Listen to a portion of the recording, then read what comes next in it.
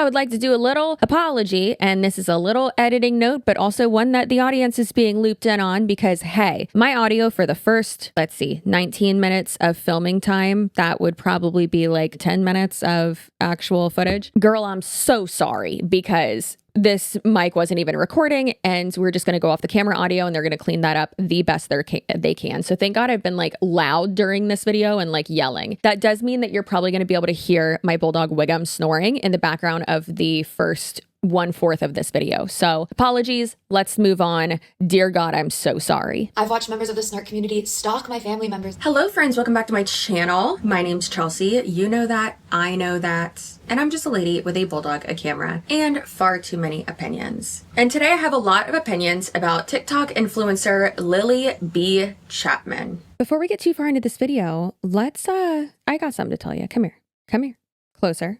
All right, calm down. Back up a little bit. Okay, that's good. Hey, how are you? So we need to talk about the sponsor of today's video, which is Typology. You know, if I'm having you scoot in real close to get into this beautiful skin, we're going to be talking about Typology. I love achieving that glowy, natural, summery look with Typology. And it's so easy, especially with their bronzing drops and their glow drops. Now, currently, I actually am wearing their tinted serum. I love it so much. And y'all know that my favorite concealer is my Typology concealer. It is amazing. I do have that under my under eyes. I do it right here as well. And then I have a little friend that's moved in on my face. So I put her right there too. Now, these bronzing drops are buildable and they have active ingredient of vitamin E and apricot. And voila, I've got a sun-kissed look without that UV exposure because the sun is not your friend. And the glow drops have vitamin C and aloe vera as active ingredients. And let's finish this off with the powder pink lip oil, which has vitamin E and squalane. And that's just a touch of color, girl. We just need a touch of color.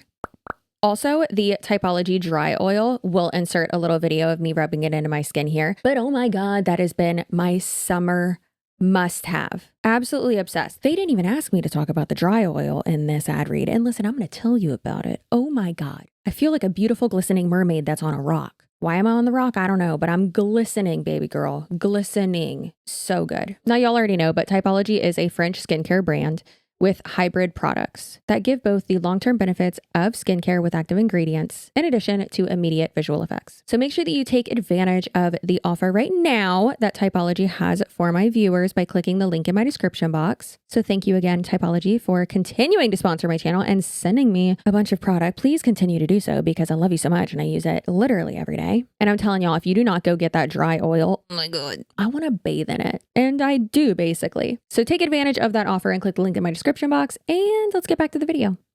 Lily B. Chapman is an influencer with over 800,000 followers on TikTok who describes herself as a 26-year-old A+ girl, type B mom, C- trad wife from Denver. She has 2 children under 2 and shares content primarily about her life as a mom. For example, I loved this video that she did. I had never seen anything from her before, and I thought this was hilarious. I sent it to all my toddler mom friends. Absolutely loved it. I saw this video on Reels the other day and it was like, we don't use the C word around our kids. And I was like, that's probably good. I tried not to say cunt in front of my kid too. And then I kept watching and they literally meant the word careful. And I was like, that's a little crazy. And I get where they're coming from. It's embolden your kids. Don't teach them to be afraid. But I tell everybody to be careful approximately 45,000 times a day. So can't relate, but I don't say cunt in front of her a lot.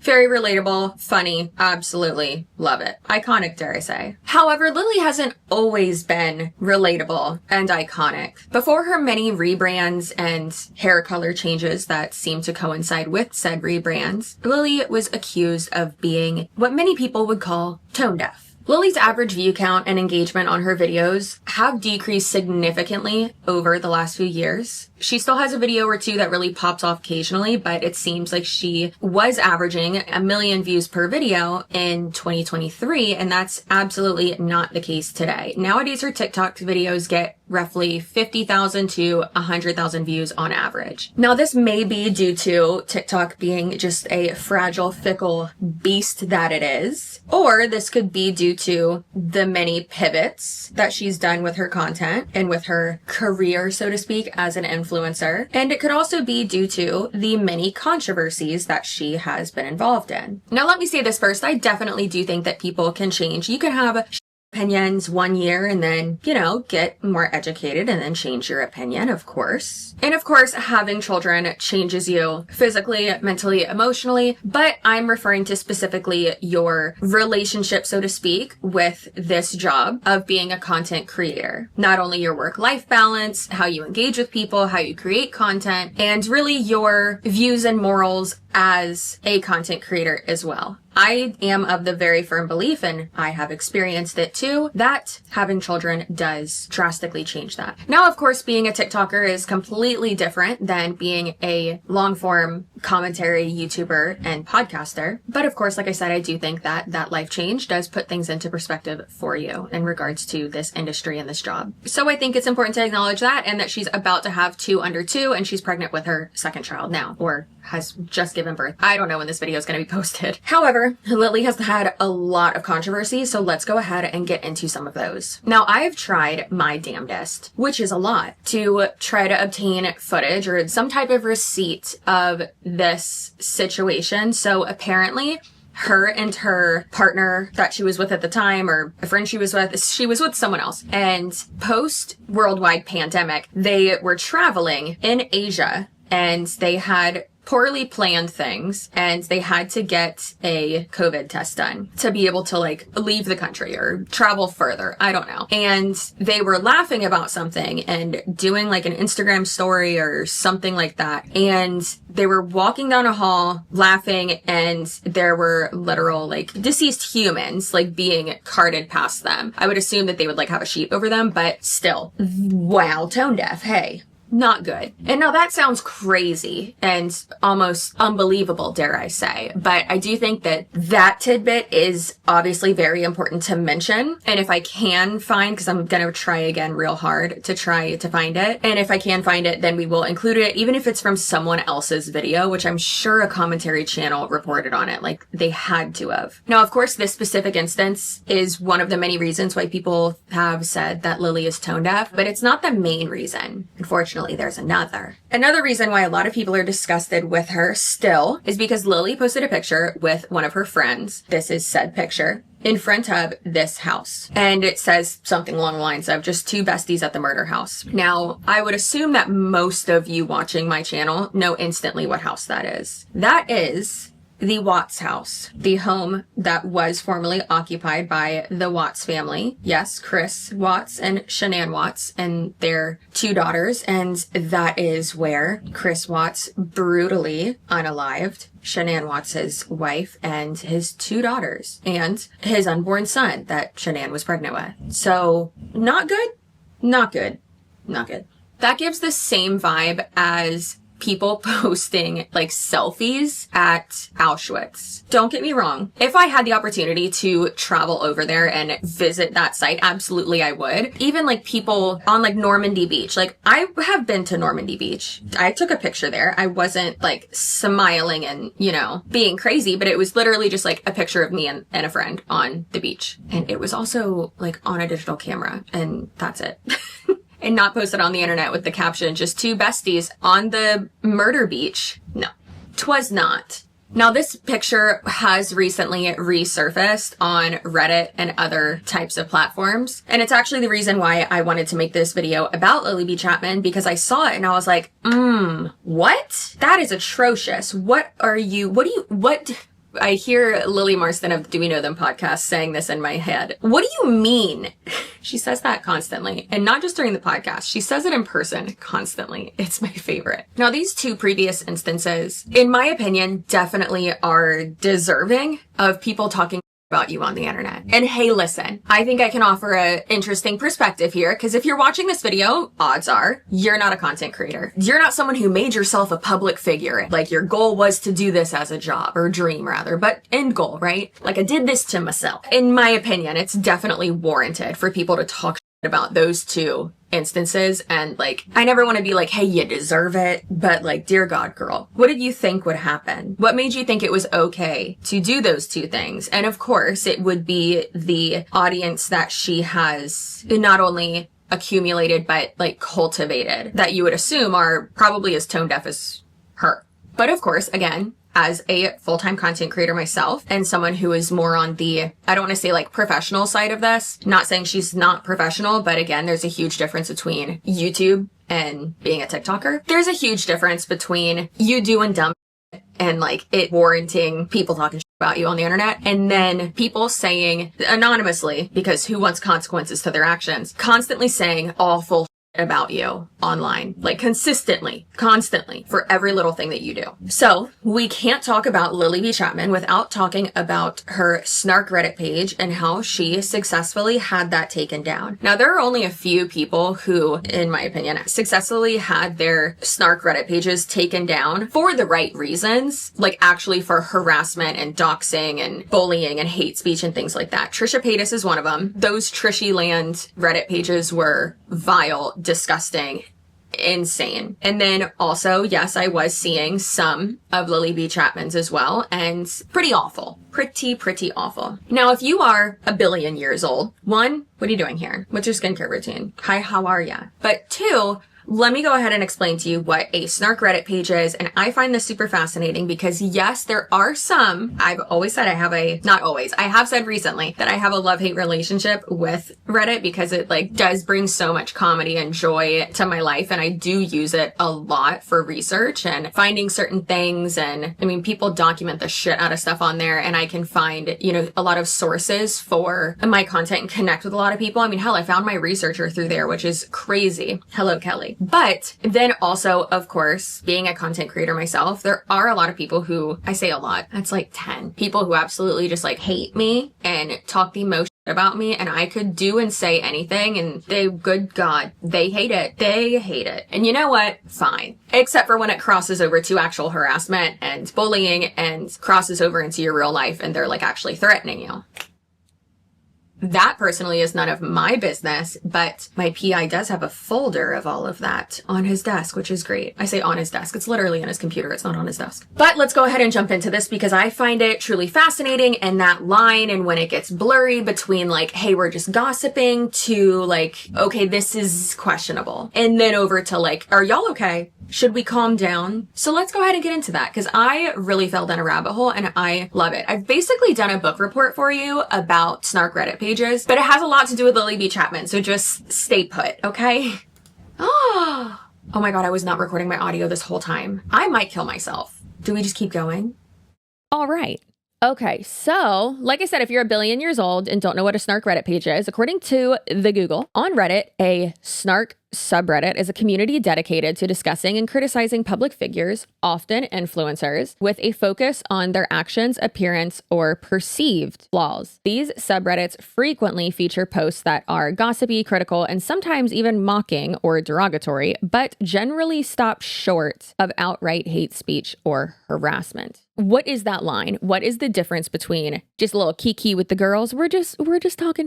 It's okay. We're just giving commentary. We're just giving our opinions. We don't have to like everybody. It's okay. It's all right, girl. And like, you know, obviously calling people out for like valid things that are unethical and that are like verifiable. What's the difference between that and like hate speech and harassment and bullying and like borderline stalking? Funnily enough, somewhere that actually like did an amazing job. Like these people did such a good job at explaining this. And I love it. So shout out to these people in r/NYC influencer snark, which is ironic that it's from a snark page, but I really like how this person phrased this and like the discourse below this thread. So this first person said, this is more of a general question to the group. It's something I've noticed in a lot of subs that I'm in. It seems like snark pages have gone a little bit off the deep end and people truly have so much hate for individuals. I think it crosses into hate when commenting about who the person is as opposed to their actions. Snark is more like gossip to me. Oh my God, I can't believe she did this. Hate is commenting on someone's natural appearance, praying for their downfall or misfortune, etc. Curious to see how you guys define it in your heads. And another person said, there's a fine line between the two. And a lot of times I think people try and use snark to feel better about the fact that they weirdly / obsessively hate someone they've never met so much. I agree with you on how you separate the two. Another user said, snark is like gossip, but many snark subreddits are delusional and off the deep end. It becomes an echo chamber, and the type of people who follow someone's every move while not liking them are nuts. Many of them care and know more about that person than actual fans. Another one agreed and said, I think you summed it up perfectly. For me, snark is about calling them out for their BS, lying, misinfo, editing their bodies, being out of touch, which many people consider hate already. And another one, I agree with your definition and would add that I think snark also includes general commentary on larger issues like influencers being cheaper marketing tools for companies who used to spend a whole lot more money on real ad campaigns, or the ethics of wealthy influencers pushing fast fashion or racism, and who ends up becoming a successful influencer. This may reference individual influencers as examples, but should not blame them as the societal cause. Another one said, I think this sub, meaning the NYC influencer snark,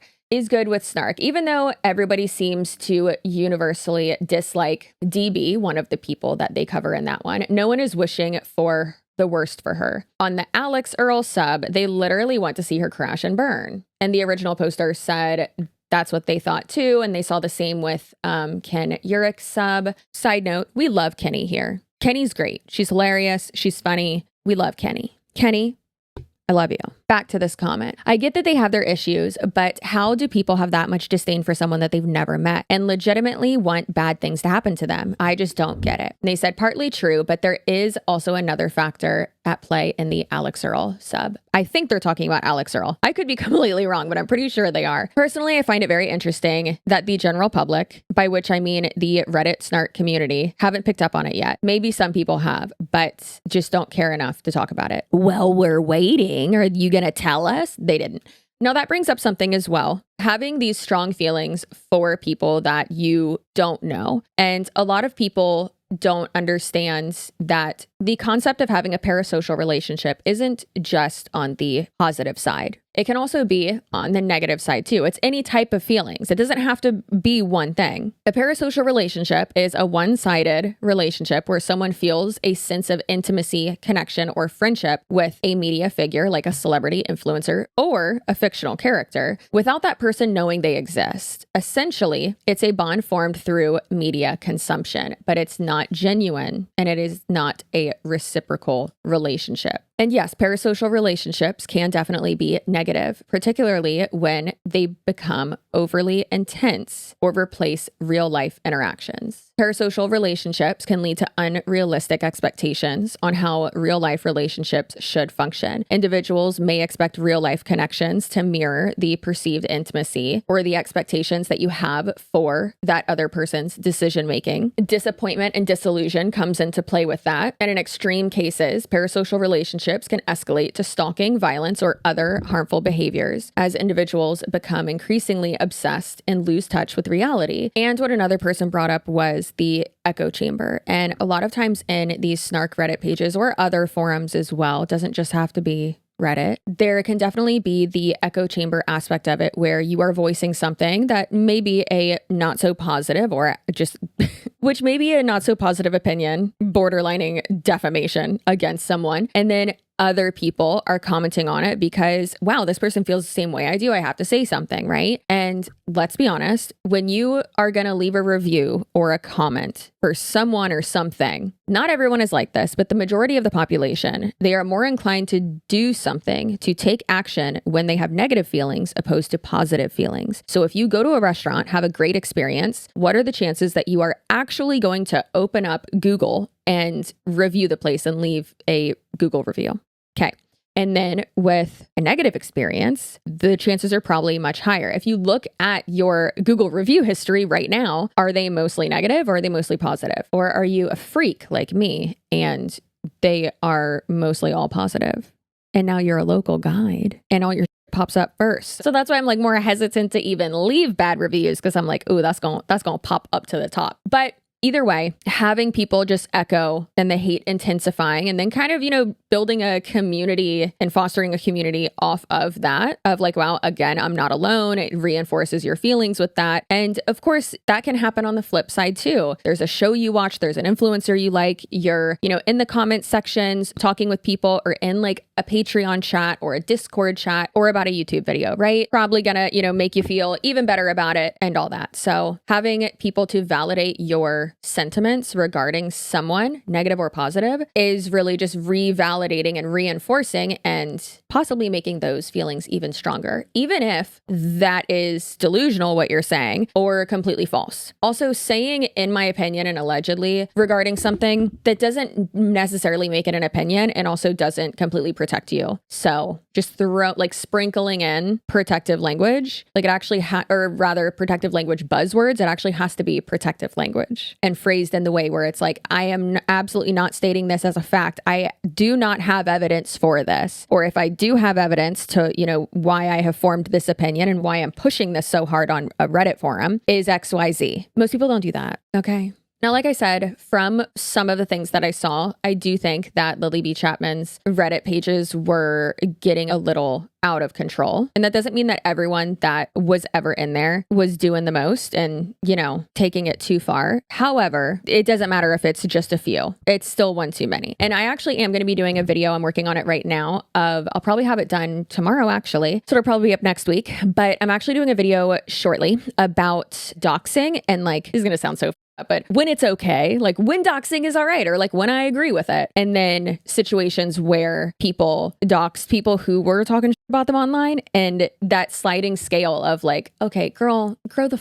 up. They said that your sense of style is and that that color looks horrible on you. Chill. All right. They made fun of your fiance's man bun. Okay. You're going to be all right. Don't go on Reddit. Okay. And then the scale of yeah, absolutely. Yes, this person needed to be held accountable for their actions and for what they were saying on the internet. And it's yes, I agree with that.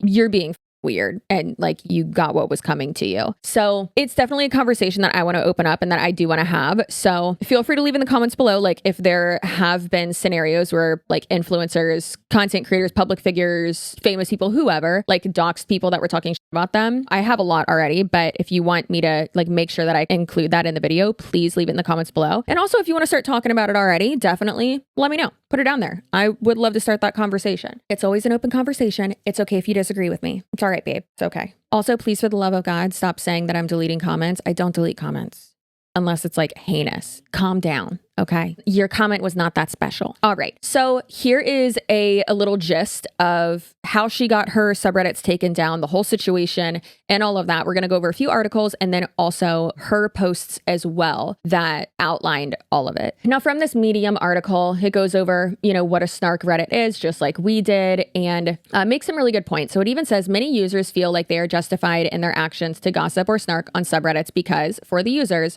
it's a way to hold influencers accountable for their actions and problematic behavior, which we love. Hi, that's my whole job. I love that. However, I'm doing it public facing with my government name. How's that auto-generated Reddit username? What is it? Loud apricot or something? The most random things that they auto-generate. However, some users have proven to take things a step too far. Influencer Haley Kate was doxxed by users after telling her audience on TikTok that she purchased a home in the Hamptons. Users flocked to the NYC influencer snark page to expose her address and criticize the location of the house. This subreddit claims to be moderated, but the post revealing her address was up for hours before being deleted. The moderators urge users to be respectful, but that doesn't seem to deter users from doxing and posting vitriol. And then on the gossip forum Tattle Life, users are equally open about their criticism of influencers and media personalities. When discussing the appearance of the influencer Molly May, one user commented, "She looks worse than before. She would have done better getting Ozempic or something." The thread is littered with similar comments, dissecting everything from the way she looks to her relationship with her partner. Tattle Life acts as another murky corner of the internet where users relish the opportunity to post hurtful comments,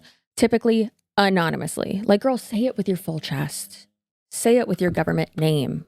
You wouldn't, which is hilarious because if I'm in snark Reddits, which I am, it's my username. You'll see I am CCSUAREZ in there. All right. And typically someone will comment under it and be like, what are you doing here? And I'm like, oh God.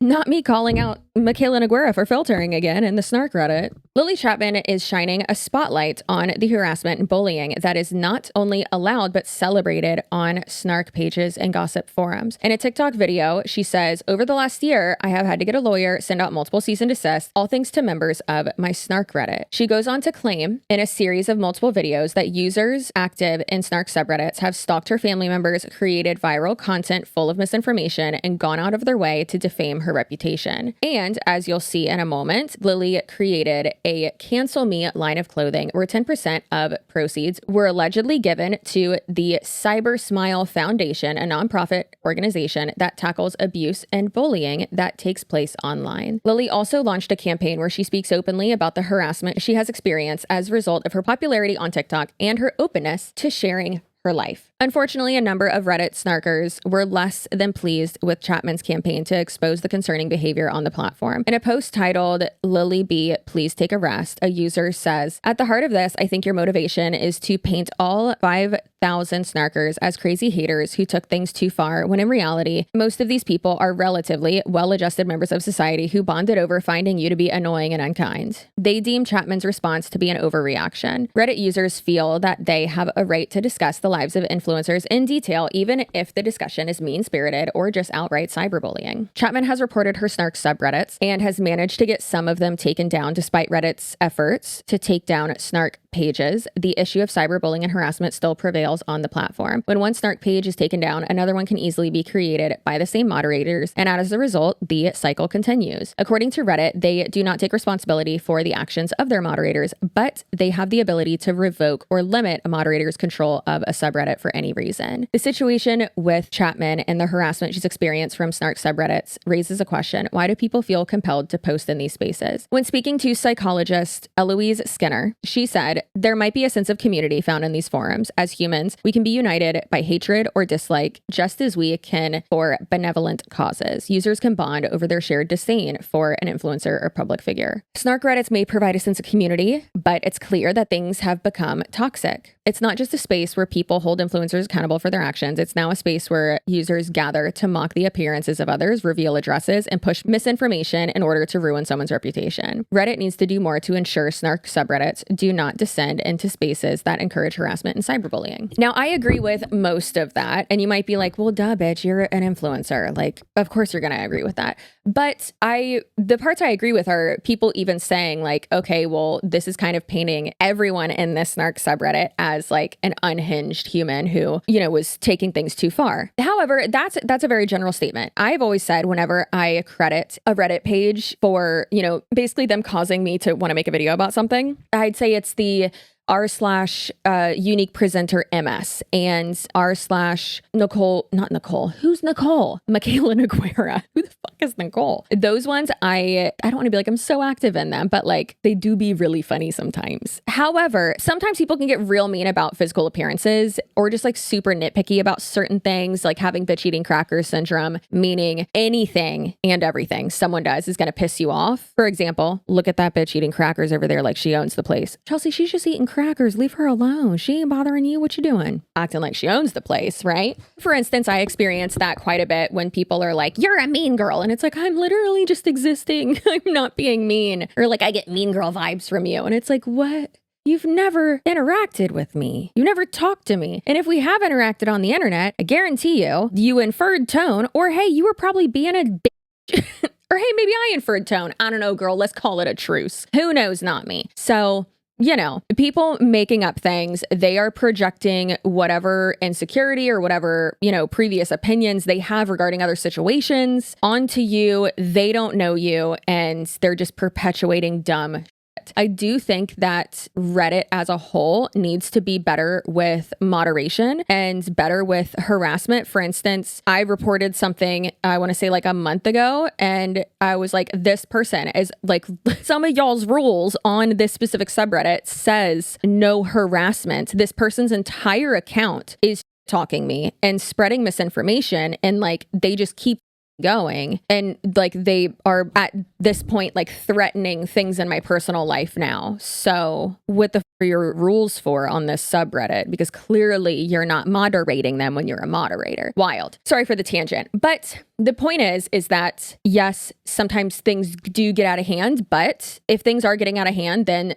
those certain things need to be shut down. Now let's go ahead and go over her Cancel Me series. 45 billion things can be true at once. All right, I can agree with her on one thing and disagree with her on another, but I do like that she did this series and like addressed certain things that people like mainly hate her for, and then debunked them or like gave more context to certain situations. So I actually really do like that approach, whether I like agree with those things or not, whatever, but let's go ahead and watch those. My name is Lily. I'm 25. I'm a content creator. I'm 8 months pregnant. And over the course of the next week, I'm going to be posting some really detailed videos about my experience with cyberbullying and snark. You don't know what snark or snark subreddits are, it is where cancel culture and mob harassment merge to create vicious communities of cyberbullying, stalking, harassment, defamation, contract interference, etc. I'm posting these videos because over the last year, I've had to get a lawyer, I've had to hire a PI, I've had to file police reports, and send out multiple cease and desist, all thanks to members of my snark subreddit.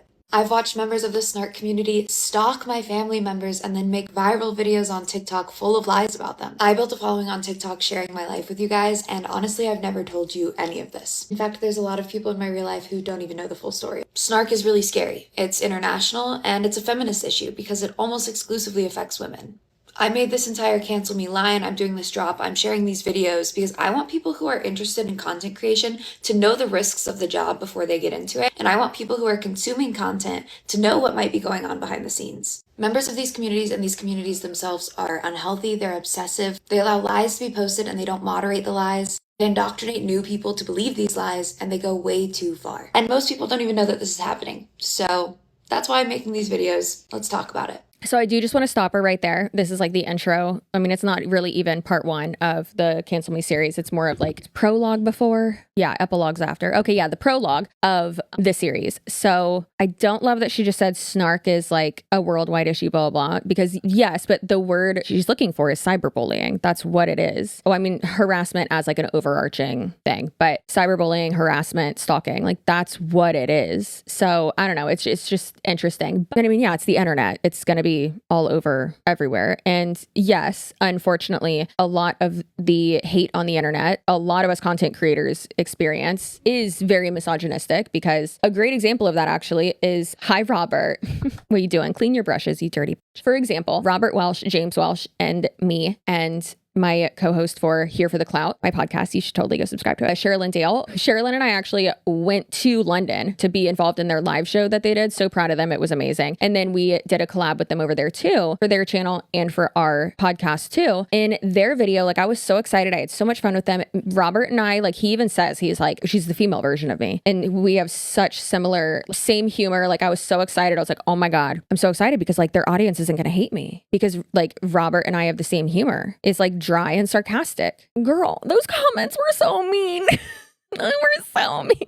Robert literally texted me. He's like, I'm so sorry. I was like, it's fine. But like, holy shit. But I was like talking through it with him, and I was like, it just is like reeking of misogyny, because like, it's literally just because I'm a woman. It's like people on there were like, oh, she has like such the attitude. And it's like, no, I don't. It's like, she never smiled. I was watching it and I was like, I'm laughing and smiling. Like, it's just my face. It's just autism. All right. Anyways, so yes, a lot of this is, I don't want to say it's rooted in misogyny, but it does have misogynistic undertones. And a lot of these things, if a man did it, you wouldn't say the same thing. The members of my snark subreddit always say that their community is just about holding me accountable. So this is how to hold me accountable as written by my snark subreddit. Start by tearing everything about me down. My face, my hair, my body, the way I pronounce words, my friends, my family, my fiance. My outfits, my meals, the way I decorate, the way I sew, the way I walk, the way I stand. The name I choose for my baby. Be angry when I save money and also when I spend it. Accuse me of having a horrible eating disorder, then pick apart my body every chance you get. Stalk and mock and bully my family. Then when I don't include them in content, assume that it's because they hate me. 2 days after I got engaged, and the day after a creator posted a video on TikTok lying about me and directing thousands of people to my hate subreddit, an ex-fling of my fiance makes a post in the subreddit. It's important to note that this was an ex-fling and not an ex-girlfriend, because this girl really didn't know my fiance very well. We're gonna call her Hannah. Every single line of the post that this girl made was a lie. Starting with the very first line, which says that she has me blocked because she finds me annoying for a separate reason, but that she found out we got engaged from Scott's Instagram. But she made this post days before Scott posted about us getting engaged. I deeply don't like talking about this because I think it is the cruelest, most unkind thing that someone has ever done to me. But I'm going to give you just a quick backstory and a quick version of the truth. The backstory is that Hannah did know my fiance in college. They hooked up briefly there. And then 8 years later, when she moved to our city, they started hanging out again. During the time that they were hanging out, she said, "Hey, I like you. Would you like to be exclusive?" And my fiance said, "Sorry, I'm just not looking for that right now." A month into us seeing each other casually, she reaches out and says, "Hey, would you like to hang out again?" He says, "Sorry, I'm actually seeing someone. I don't think it's appropriate for us to talk anymore." And that should be where the story ends. But I have been accused of stalking and harassing and berating homeless people. That is not the truth. So this next thing we're going to talk about is the very favorite claim of my Snark subreddit. Anytime they call me a horrible, awful person, anytime they've been told that maybe they're going too far, anytime they've had to justify their harassment, they come right back to their pinnacle example of me being a terrible person, that I berated a homeless man. The great irony of all of this is they're using a story that I actually already shared on my platform over 2 years ago. They never share the full story because when you know the full story, it's really obvious that what they're claiming happened is not at all what happened.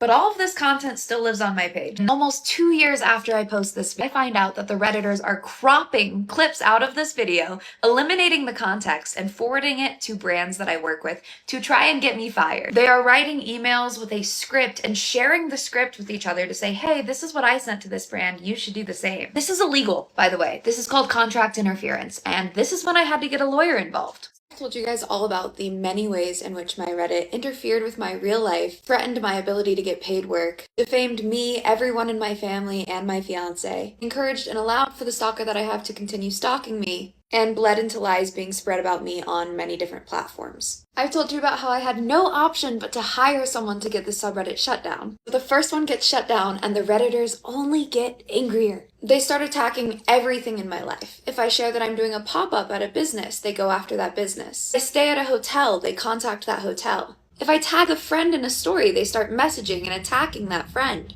They call and report my fiance and I for animal abuse. Literally nothing I touch or anyone in my life is safe from these people.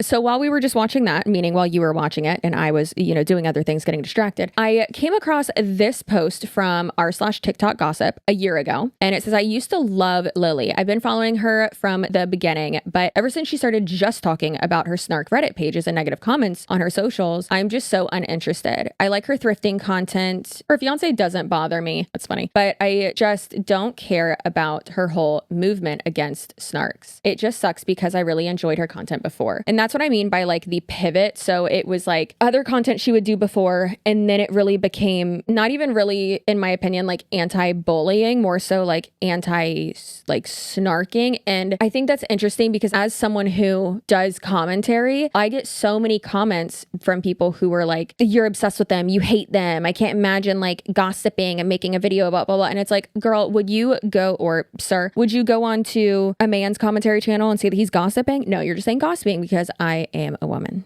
Misogyny. Also, nothing wrong with gossiping, babe. That's how we get the news spread, okay? Also, it's not gossiping if it's true. So having said that, I have a lot of people who are just like, "You hate this person, you do this, blah, blah, blah, blah, blah. Like, you're such a hater." And it's like, no, I'm literally just reporting on, I hate using that word because I'm not a journalist, even though sometimes I'll jokingly say I am. But like, I will quite literally report on or just present you a situation, a public figure, and something they did, and then like my opinions on it and like the discourse on the internet, and do like an internet temperature check, as I like to call it. So how is that me hating? Sounds like you're mad at the person you love, like did something that wasn't good and that now people are talking about it, because then that makes you question your own like morals and like choices of still liking this person. Is that what it is, Brittany? Because that's what it sounds like. All the Brittany's being like, "Oh my God, why is she talking to me?" Anyways, so I do think that that's really interesting. And it doesn't seem like she really talks about it like too much anymore. She might still, I do not know, but it seems like it kind of calmed down. And now she's mainly, since she like got pregnant and whatnot, and like pregnant back to back, it seems like she's more so just been doing like, I don't want to say family content, but like mommy content and like relatable mommy stuff, which I love that. I mean, don't, make the content all about your kids, like about you being a mom. Sure. Love it. Cool. So I do think that has a lot to do with her dwindling average view rate on social media. They'll like pivots and stuff. But someone commented under that post about someone saying that like they're uninterested about her talking about this. And they said, yeah, obviously crazy chronically online people that threaten her or her baby are bad and should be silenced. But watching her silence every remotely negative thing about her, including valid discourse, is gross. And using it to mainly sell clothes is gross. So that was another thing that was said too. People were like, okay, well, this is like weird now because it seems like you're trying to silence literally everyone. And I would think that if she like hired a lawyer, hired a PI, like she said she sent out cease and desist. So you would think that she sent them out to specific people who were making these threats, and that if she did that, then she would have had to know who was behind these anonymous accounts. And it's really not that hard to find out who is behind these anonymous accounts, right? So doing that, and you can also subpoena Reddit as well, like for the IP addresses or whatnot. But that's a whole thing.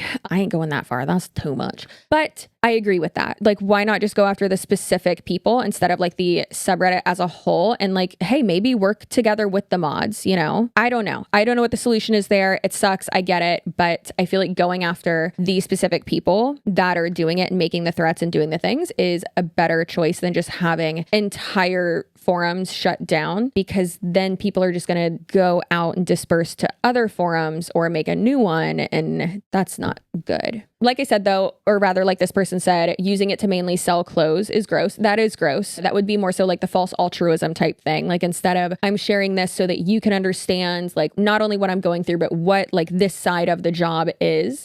And that's, you know, some type of like altruistic type thing, right? But the false altruism comes into that because it's like, all right, are you actually trying to do that? Or have you just like made merch and you're trying to sell merch now with that? And is that more of the push? And then also people were saying that she never donated profits to the nonprofit that she said that she was going to. So let's go ahead and get into her actual Cancel Me series. I'm going to have, hopefully our editors can chop it up as much as possible due to just time constraints. But then, I mean, if you want to go watch all of it, it's on her page. Feel free to. I'm not trying to take anything out of context. I do just want to say before we play that like it's, like I said, I do like the approach of showing, or rather like having a post that's not going to go anywhere, where you're addressing something to where people can just like go to it and be like, oh, okay, that's a good explanation. And then you're good, right? You don't have to explain it again. And if people are choosing to be ignorant, that's fine, whatever. That is none of your business. At least you said your piece, you explained something, you gave more context. Okay. With the homeless man situation that we're going to get into, or that she'll get into and give more context for, I don't agree. Don't really feel like her explanation of it makes it any better. It's like, girl, cancel the card and be done with it. You know, like, why are you posting a mentally ill homeless man on your social media? Not the best choice.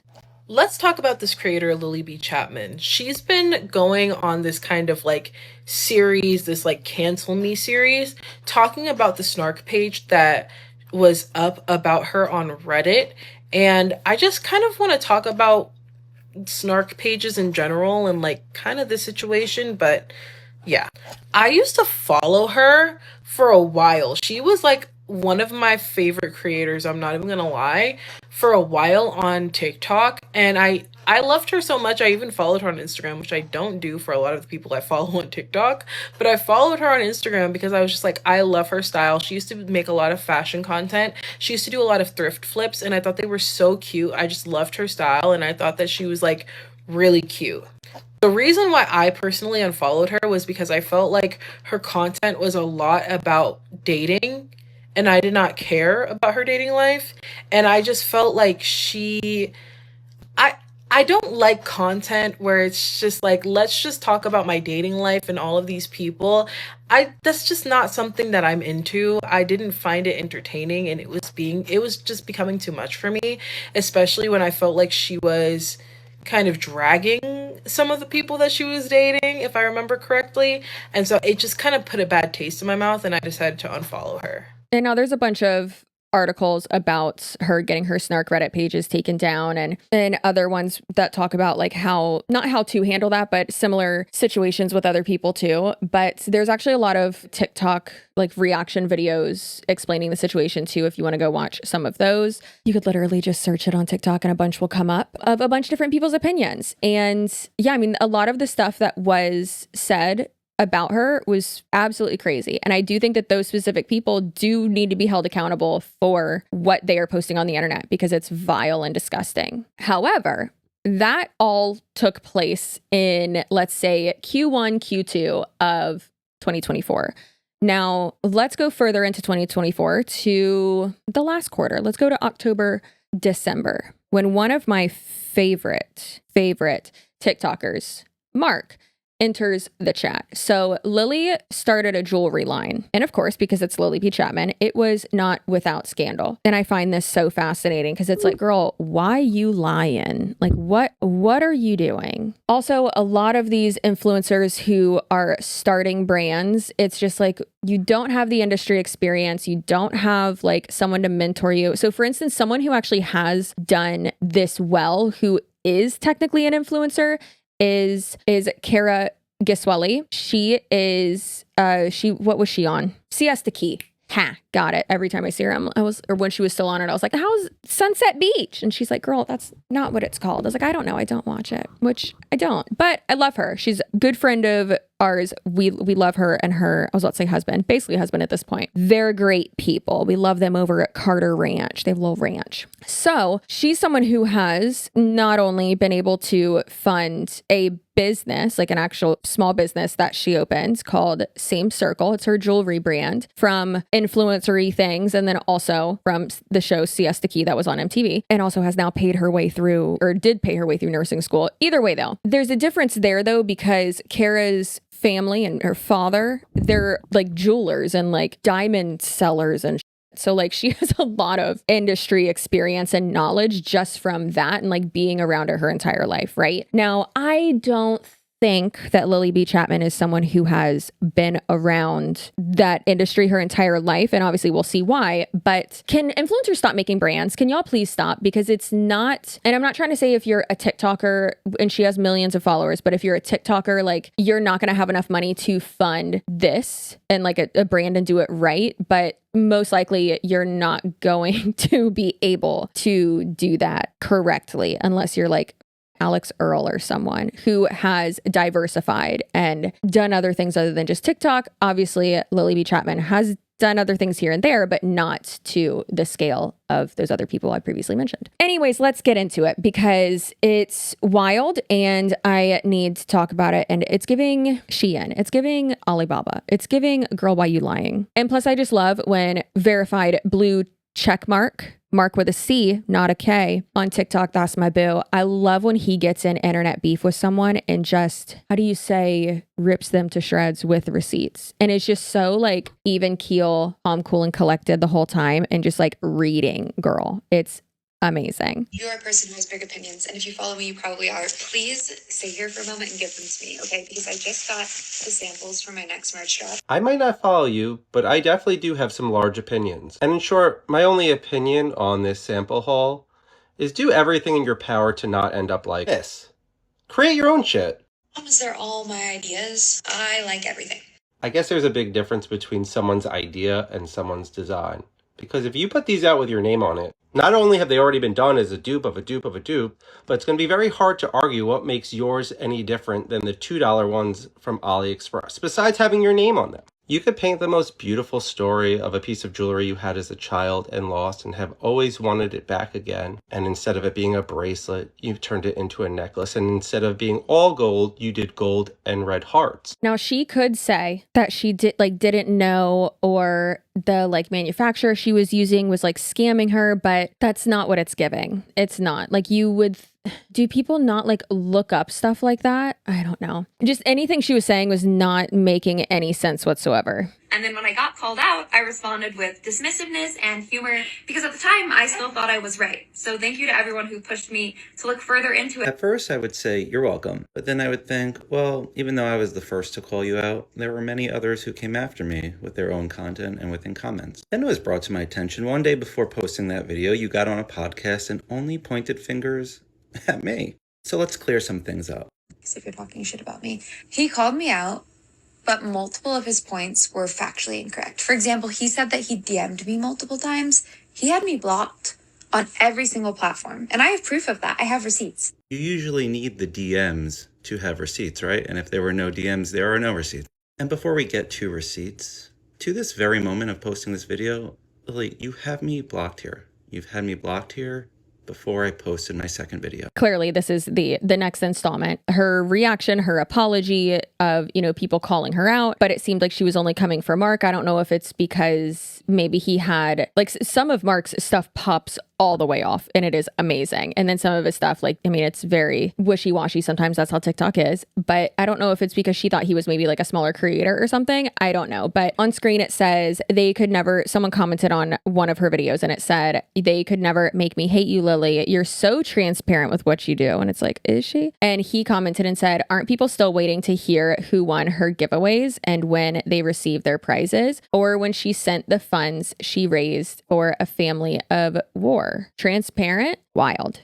And this is the DM that he sent her on TikTok. And it says, blocking to remove all my comments. Dude, you are the one with mentions off. And then he replied to her story that said, hidden comment, no reply, noted. Can't say I didn't try. I say, well, she's a large creator. Maybe she missed her message requests. But I know for a fact she didn't, because I follow those DMs up with comments on your most recent Instagram post. And then some might say, well, maybe she didn't see your comment within the 16 other comments on that post. But no, she very much saw them, because what she did next was hide those comments. So those are some receipts. Other receipts include Is that regarding the pearl earrings, I asked for those to look very similar. I said, hey, I bought these earrings from this brand. They're copper and they broke within 2 months. So that was the story 3 days ago about the pearl earrings. But to refresh everyone's memory, 2 months ago, this was the story.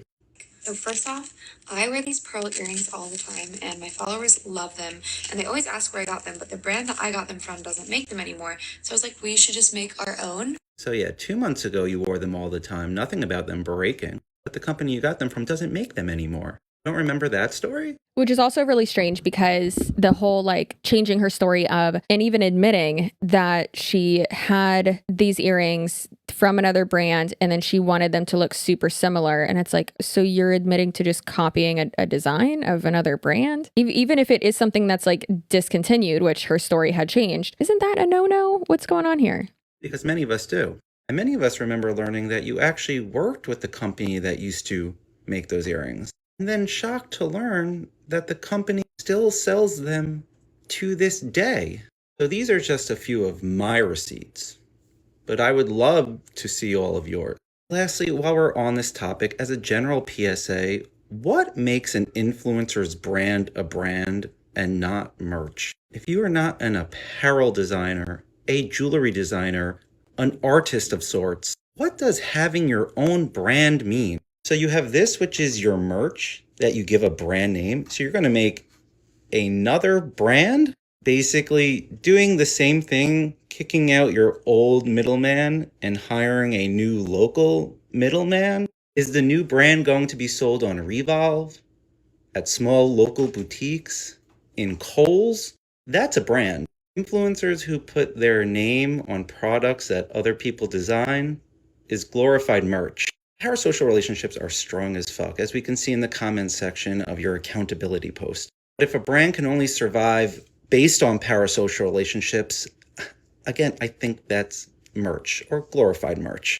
And yes, I could imagine losing tens of thousands of followers is very difficult. But waiting 2 months to have this conversation because the time is convenient to launch, mixed with the fear of the future of this app, is quite disrespectful to your loyal followers. He ate and left no crumbs per usual, and I agree with everything that he said. Amazing. So it really seems like every business venture almost, and every company or launch or something like that that Lily B. Chapman does is really just following in Jaclyn Hill's footsteps, because dear God, that girl could not have she could have a successful launch, but like nothing without issues and hiccups, and dear God. And then let's fast forward to March 2025 when Lily was like selling these like mystery boxes or some shit. It was for a lot of money and people like weren't getting them, and it was very strange. But there's this TikToker who, it's so dumb that Lily didn't handle this better, because this was like the complete wrong person to scam and screw over, because this TikToker, and their username is please don't buy that. Their account is all about consumer awareness. And it's like, I bought this because y'all wanted me to review it. I wouldn't even just call it like customer reviews. It's also about customer service and, like I said, consumer awareness and like her experiences with stuff. So it's much more than just reviews. And it's great. She has 170,000 followers. I don't know like what she had at that time, but this video popped up and I was like, girl, what is going on? This video's for Lily Chapman. Lily, we were cool. We were cool. I made my videos about your really shitty brand. I got a lot of your followers coming after me, but you personally, as far as I could see, did not send anyone after me. We were cool and chill. We were cool and chill up until about 30 minutes ago when I went to check on the status of my return, and I noticed that 3 days ago it was rejected and is now being sent back to me for me to front the shipping bill on. What happened, Lily? Did you abandon your P.O. box? I'm guessing I was emailing with you, Lily, directly. I had to email. You said I could return it, and then I said, can you generate the shipping label for me? You generated the shipping label for me. Did you put the wrong address on your own shipping label, or did you abandon your P.O. box? Now, again, just like Mark said previously when he made the point of like, what is merch and what is a brand, like just slapping a design on a hoodie, that's not a brand. For instance, I need to tighten this one. This is way too big. For instance, this is mine and Sherilyn Dale's new merch since we launched our FHTC Media. It says Damn the Man on the back, and it's stitched, and it says FHTC Media, which is here for the clout media. And it says Feral on the front, which I was like, damn, should I have put a period? But oh well. And sure, like I designed it, but I designed that in Canva and then uploaded it to Fourth Wall. And then it was printed or embroidered and done through like, what is it? Printify, one of those things. So not a brand, you know? We're using brands too loosely, but it seems like she has been focusing more on her Elizabeth Bay merch line. And there's been a lot of controversy about that. So you know what? Let's go over to the king himself, verified blue check mark. So just like she had said that some of her profits or proceeds, whatever, from her Cancel Me merch would go towards some nonprofit, she has also said that part of her profits from selling the Elizabeth Bay merch, because that's what it is, it's merch, would go towards a family that's in Gaza, I would assume, some family that needs help. But a lot of people are like, hey, you haven't shown any proof of that. Like, it's literally not hard to just show proof of that. I agree. It's not hard at all. Like, not to be like, bring myself into it again, but it's the only way I know how to relate to this. Like, for instance, I don't want to say like to be petty, but during like episode 2-ish of the Elizabeth podcast, which a new season is coming out, you better get ready, girlfriend. I'm not going to tell you when, you just better be ready. But during like the recording and, you know, all that, the interviews and all that we were doing for Elizabeth, there were quite a lot of charities and stuff that Elizabeth Teckenrock, the local serial con artist in Tampa, had said that she was donating to, and then like created her own fake one and took money from people, whatever. And I was like, you know what? The Here for the Clout podcast is going to sponsor like basically the nonprofit that she copied. And because the event was like coming up, and I was like, awesome, I'm going to do it. So I did that. We were one of the sponsors, and like our name It was way down on the sponsor list. But I was like, hey, because of Patreon and because of like y'all supporting the podcast, we're able to do this. And obviously like our name being printed on a like official thing is proof. You could also just show a receipt. Like it's really not hard at all. Like super easy. Just look in your email, girl. You know it's there if it is there. And again, she's addressed things before. So why not address that? And when you are donating to stuff and that is how you are promoting it and that is enticing people to order more of said item that you're promoting, you need to show proof of that. Absolutely. So let's go ahead and hand it over to our boy, our best friend, Mark, my best friend and yours, and let him rip her to shreds over this. We can honor the people who make our clothes and made my business possible. And I will follow up at the end of the weekend to let you know how much we're able to donate. Hey Lily, if I can make a suggestion in the spirit of the new Lily Chapman that takes accountability and demonstrates transparency, but you just show the people that dollar amount donated, considering there's a past of you raising money for an organization and or family. No confirmation or documented proof of that raised money actually transferred to the organization and or family. It would be a great way to show the internet you have turned a new leaf. As for Kay, congratulations on Mallory's sloppy second. And I guess technically Mark's sloppy second and a halves, because it was first mine. And I purchased this for a few reasons. One, from what I quickly gathered, it's going to a great cause that desperately needs attention right now. Two, all $250 from this sale is being donated, versus the other promotions she's running on her products where only the profit of that merchandise is being donated. That means just the dollar amount when you subtract cost of goods, business expenses, and whatever other calculations are used for her profits. And lastly, in most simple terms, just make amends. There is a history here, especially around the brand, but unfortunately, it seems we can never get to that place. Because 2 hours after my purchase, right before Kay snagged it up, my order was canceled. With the sole reason that fulfilling this order would entangle the message of this product in internet drama. I'm sorry, Lily. Where did this box come from? How can you say you don't want your charity dimmed by internet drama? The call is coming from inside the house. You could have mocked up any fake return. You could have made up multiple return packages, various items, in a range of sizing. You chose to incorporate this. And if I had to be honest, between all of what's going on here and your post from a few days ago, where you state you ordered way too much inventory for your brand and need to make room for projects around the house, the whole donation of profits made seems a little bit performative and a lot of it as an afterthought, as a great marketing technique to move inventory. And just while we're here on topic, off topic, Los Angeles apparel, where many of your blanks come from, these pieces are not 100% exclusively made by hand of people. There is most definitely machinery involved. But yes, people do have to operate them. Hilarious. Absolutely iconic. I love it so much. Okay, so let's just go over the comments real quick from this one because I think it is very interesting. I know this is a long video. I'm not sorry about it, but if I fell down the rabbit hole, you do too. And this all started from the worst picture of an influencer on the internet, which was her in front of the Chris Watts house. Crazy. Wild. Smiling in front of it. Like, what are you doing, weirdo? One of the top ones says, her starting the video with Elizabeth Bay garments, calling them garments is weird too, have gotten a lot of attention on this app. And it's like, girl, no, they haven't. That's why you're grifting an important cause to offload product. She canceled your order on the premise of drama, where she just used drama to move inventory that she overstocked on.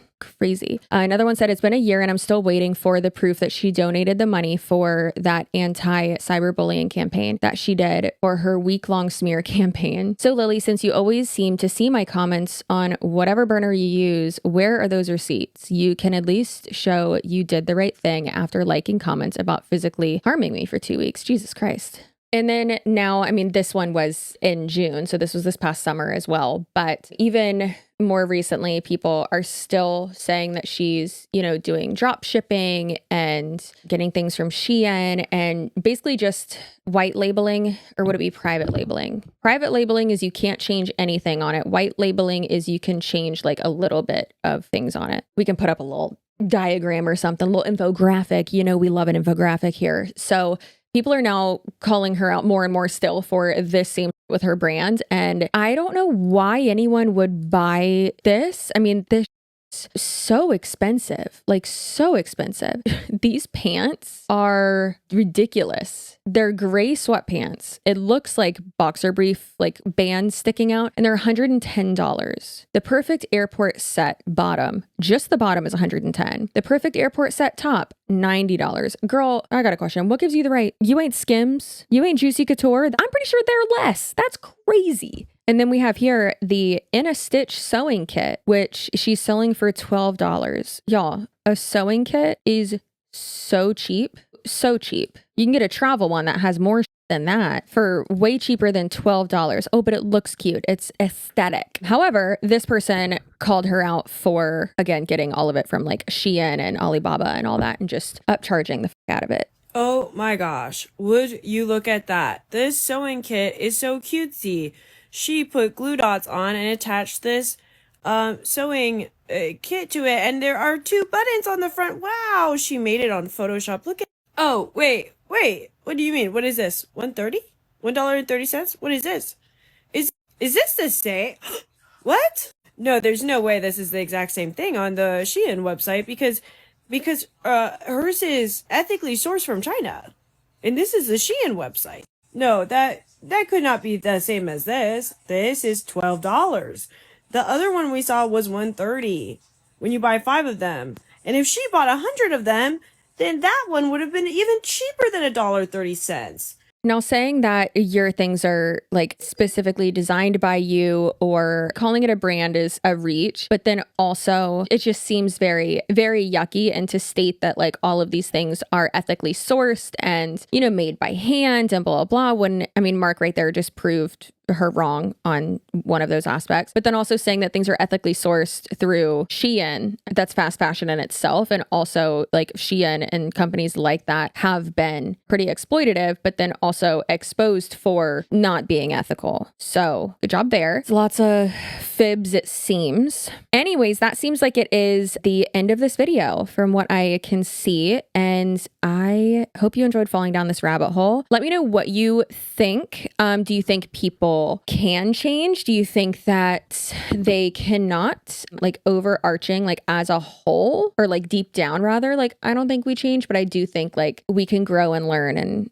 all that, right? And also, what do you think about the snark Reddit thing, how she handled that? Do you think it was, you know, victim blamey? Do you think that she like went about it the right way? And then also like her business as a whole, what do you think? Obviously, I know what you think about the laughing about victims, like fatalities to COVID, and then posing in front of a house that was once the scene of a murder. I know what you think about that, but all the other stuff, definitely let me know. If you are subscribed, your butt looks so good and you are amazing and your feelings are valid and you are valuable. And I hope you just have the most stress-free night ever and the most stress-free weekend ever. And if you're not subscribed, I hope that you are dragged down to hell by Satan himself, because that's where you belong. So get down there. I hope they're poking you with little pitchforks. Okay? Don't be offended, girl. You could fix it by subscribing. I don't know what you're doing. Button's right there. You could fix it. Anyways. All right. Well, we'll see you in my next video, and goodbye.